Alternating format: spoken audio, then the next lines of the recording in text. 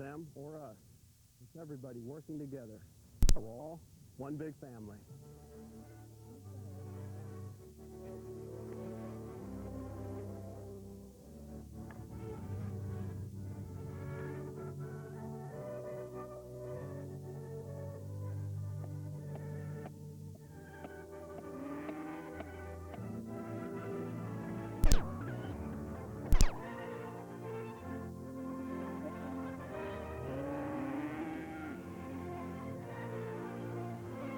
We're leaving some areas and actually doing some plantings to feed certain birds, for instance, during the season when they need some additional care. Those kinds of things have been encouraging wildlife, and we're seeing a resurgence of some of our smaller animals. We see a wide variety of songbirds. The butterfly population and those sorts of things are really returning. We see a lot of wildflowers now along our fence rows and areas that we didn't used to see. Being a rancher, being involved with nature, you can't help but care for what you produce on. You can't help but feel bad when you see a creek eroding. You can't help feel bad whenever you see something bad in the environment going on. It just hurts you. It's not altogether just a profit thing. It's the feeling I get whenever I see a creek bed healing up, or a stock tank clear, or a stream running clear, or springs coming up. That's a good feeling. Farmer and ranches all over the country are very interested in the environment. They have to do things that protect our natural resources, protect our environment, so that they can continue to operate a very viable business. If we don't do things that could protect our environment, we won't have an environment that's going to take care of us.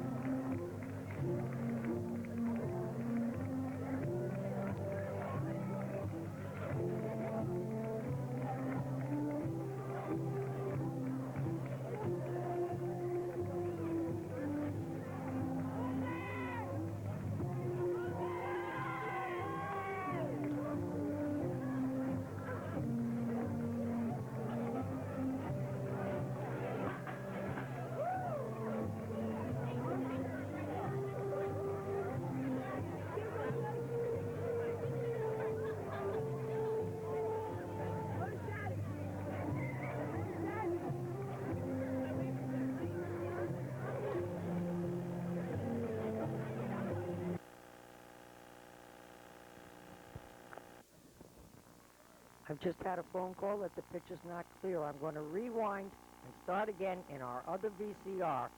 I want this to go out as best as possible, so just bear with me a minute.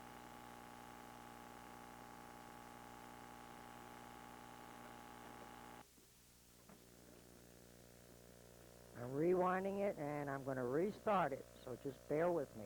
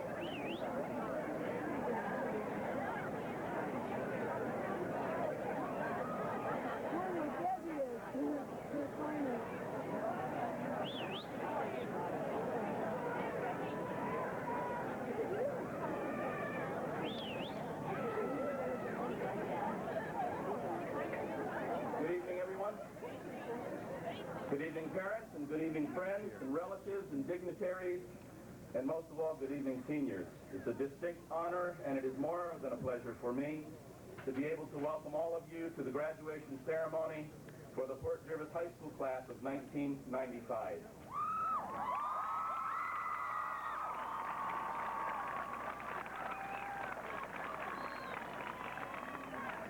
To begin our festivities at this time, I would ask that all of our seniors who are music students, please report to the band area as Mr. Trombetta, our high school assistant principal, leads us in the Pledge of Allegiance.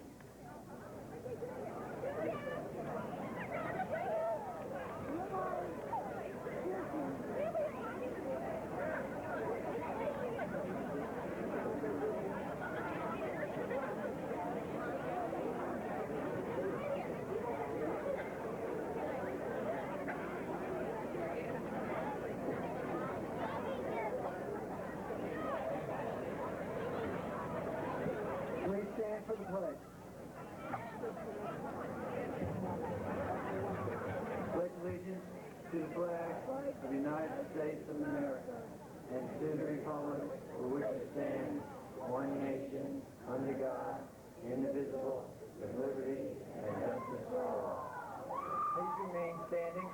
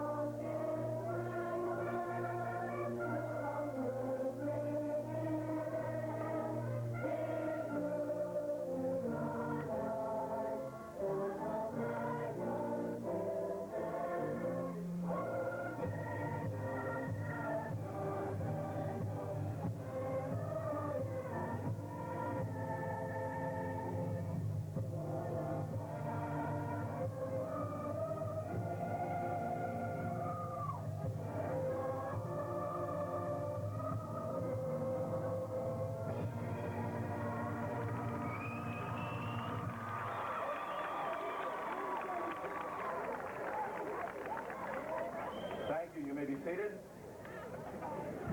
I would like to introduce to you the dignitaries that have joined us for this evening on platform.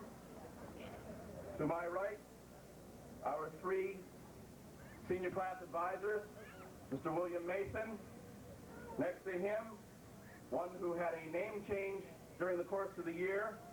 I don't know whether that was a result of some of the stress of being senior class advisor, but Miss Lisa McMillan became Mrs. William Mason. Well, I said it was stressful to work with this class this year.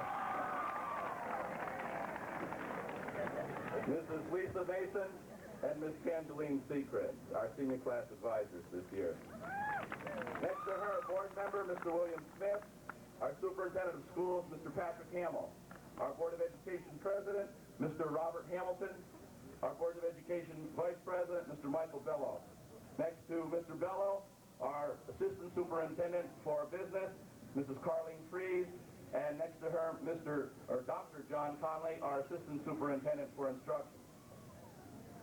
Next to Dr. Conley, Board Member Mr. Thomas Leahy, and Board Member Mr. John Waymer.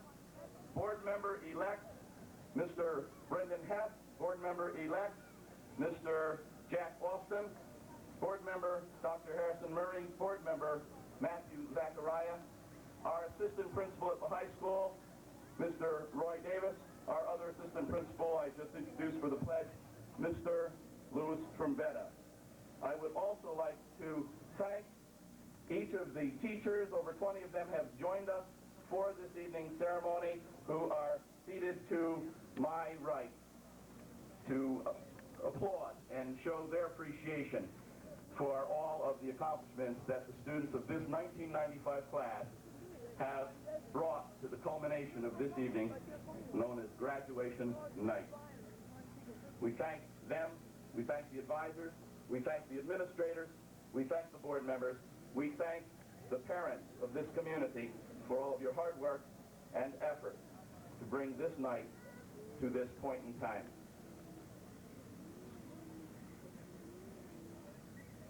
At this time, delivering a message to our graduates on behalf of the Port Jervis School District is our Superintendent, Mr. Patrick Hamill.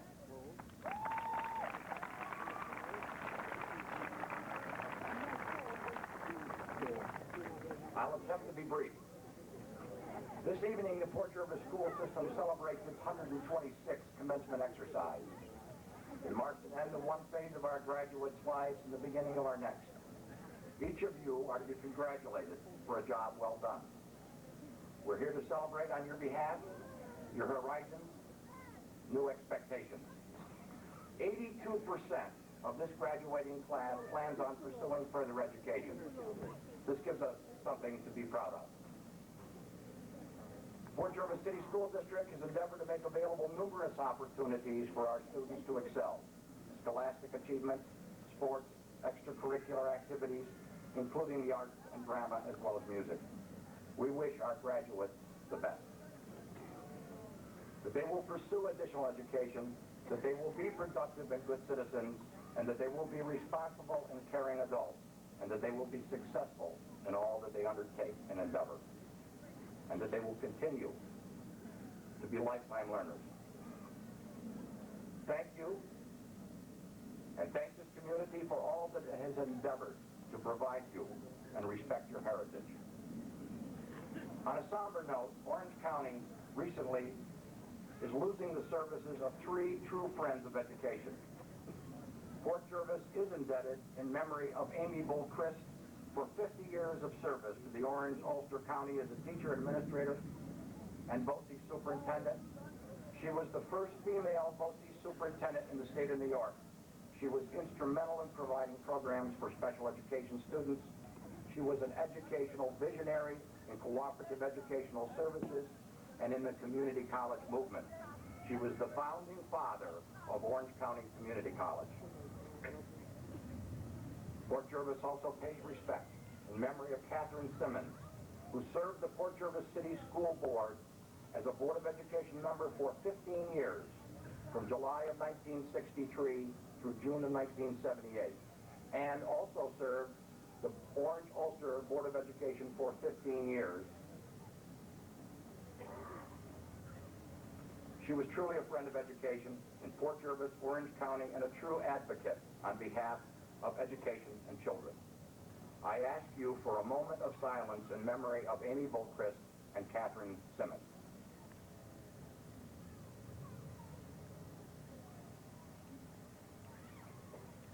On July 1st, 1995, the Port Jervis City School District will be losing the services of its current board president, Robert Hamilton. Bob Hamilton has served the school district continuously for 22 and a half years. He's also served on the Orange Ulster Board of Cooperative Educational Services for a period of 8 years. I wish to wish Bob and his lovely wife Alice a long and fruitful, joyful retirement. This community is grateful for his dedicated public service on behalf of public education.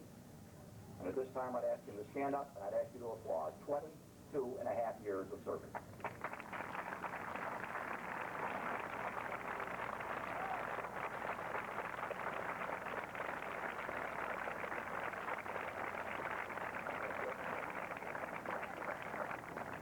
Congratulations to the graduates, and enjoy the rest of the ceremony.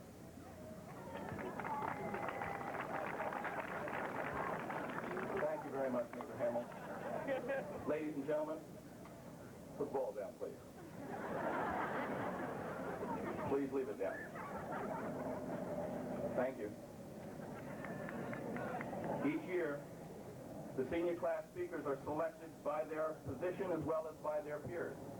Our tradition has provided opportunity for the graduating class and for our community to have the honor of hearing from the senior class valedictorian and the president of the senior class. In addition, two other students, one from the top 10 academic achievers and one from the entire class, are selected by their classmates to speak at this honored occasion. It gives me a great pleasure to introduce the following speakers for this evening's ceremony, who will come to the podium and speak in the order in which they are introduced. They are Miss Sarah Austin, selected from among her classmates in the senior class, Miss Vanessa Sotelo, selected by her classmates from among the top 10 academic students, Miss Michelle Canfield, the senior class president, and Mr. Brent Brolier, our 1995 senior class valedictorian. Miss Sarah Austin.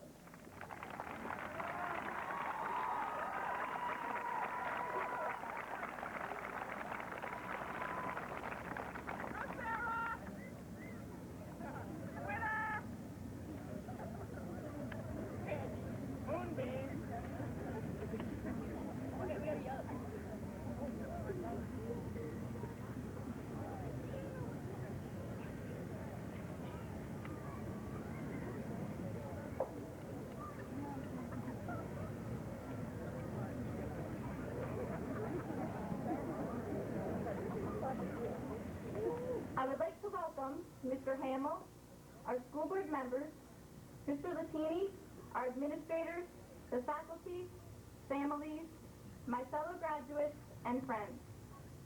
Today we gather to celebrate the commencement of the class of 1995. The first time I ever saw a commencement ceremony, I decided that one day I'd like to speak at my graduation too. At that time it was still years away, and it seemed a little far-fetched, but I still hoped and dreamed.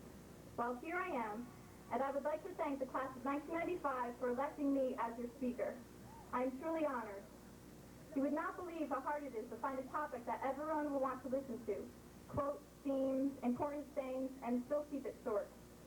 I asked everyone what he or she thought was a good topic, and if my ideas were good, and everyone said to stay within my heart. Well, that's easy to say, but then you think about our class, and all the conflicts we've had, and all of our differences.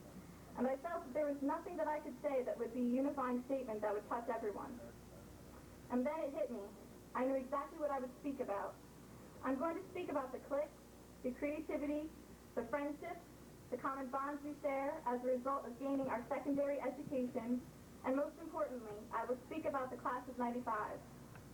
We are truly a class of individuals, and that is what characterizes us best. It all started in elementary school. We all were equal. Our parents still dressed us, and the only way to be different was to start a new fad, like wearing two different colored pairs of socks, one side red and blue, the other side blue and red, but they had to be swept. And if you were a guy, wearing sweatpants pulled up to your knees was the thing to do. Then in middle school, you met new people, made new friends, and started starting cliques and found your own identity. This was when our class was approximately 300 students. I can still recall Mr. Tucken calling us whippersnappers or honey child, and if he wanted your attention, he'd say, "Hey, you with the hair on your head." Yes, we were the class that they warned the high school about after the famous 8th grade Washington, D.C. scandal. Coming home from Washington was the worst part of it. The bus broke down, air conditioning was non-existent, 3 people per seat, only to arrive at midnight, exhausted, with the prospect of attending school the next day. Unless you were one of those who got suspended. Then we moved to high school. Yes, we were freshman grunts. At sophomore year, we struggled for acceptance. But the time our junior year came along, we already found our circle of friends. Everyone fit in somewhere. You're either a jock, a nerd, a prep, a skater, a band and chorus geek, or something. Everyone has his or her talent or gift or even hobby, and this made each one of us different. Each person has his or her own strengths and weaknesses, which also led to the creativity as a whole for our class. We were also the first class to have a junior semi-formal since the Stone Ages, and it was as perfect as we could hope for. No other class could duplicate it. Then senior year finally arrived, and we started the new tradition of homecoming king and queen. Shortly after, we painted the rock, got in a paint fight, And I even remember someone who brought Q-tips for the next morning in case they followed the tradition of sleeping out. Our first show went okay. Well, that's if you like being up at the crack of dawn to sort fruit with your eyes half closed. Our senior showdown spirit won its first place on Pride Day, but the Red Knight at medieval times didn't. So despite our class's lack of unity, we somehow worked together to make all these things happen. Our individuality gave us strength to come together with a common goal in mind, to come out of the past and go into the future as individuals, and stand together as graduates. Someone once said, never let the mental edge get you. Well, none of us have. Each one of us persevered to be the best we could, so we can each walk across the stage tonight. Whether you realize it or not, our individuality is what will help us survive in the outside world. Henry David Thoreau said it best.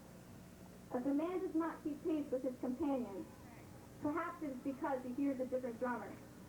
Let him step to the music which he hears, however measured or far away.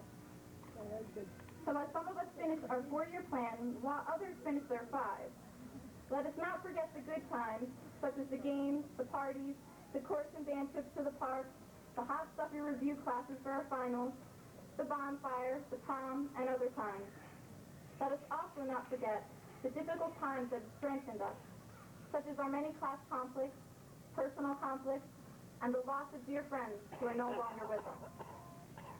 Rather, let us prepare for the new world that awaits us with our newly gained strength.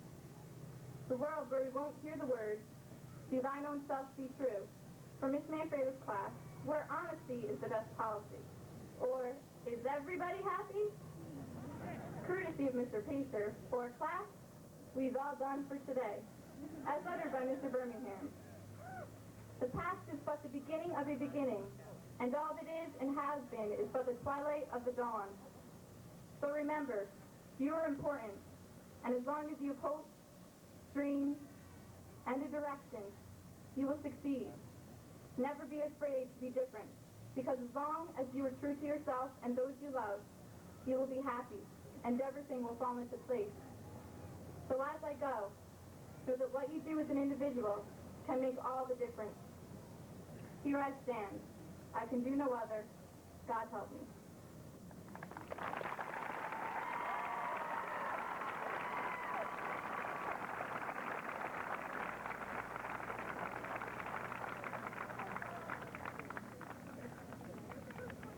Miss Vanessa Sotelo.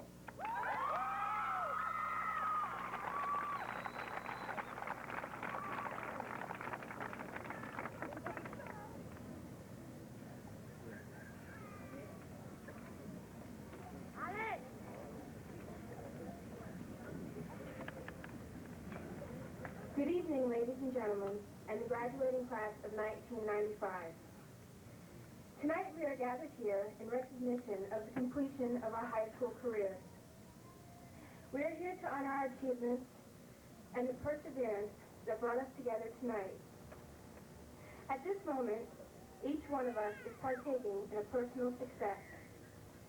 Whether we barely slid by with a 65 or we passed with flying colors, the success is all the same and well-deserved. Yet this is only the beginning of a new journey. We are embarking on the most exciting adventure on earth, into the realms of experience. Tonight, we shed the watchful eyes of guardianship and become what we've longed for, adults. The decisions are all our own now, and the direction we choose to follow will be solely up to us. This is a scary thought, and often we try to avoid it. Fate, however, takes over, and what seemed to be an eternity away is now directly in front of us. Many of us will go on to college, and others may not. There is, however, one thing we will all hold in common, and that is the potential for success. Each one of us holds the key to our own personal success, and that is the belief that we can do whatever it is we set out to do. As Emerson once said, self-trust is the first secret of success, and how true he was. For what is success that is not achieved through the belief that we could achieve it for ourselves? Well, it's an illusion, and it is not ours to claim. Success, however, may take on a myriad of identities. It can be wealth and fame, or perhaps knowledge and integrity. Even more so, success can be nothing more than the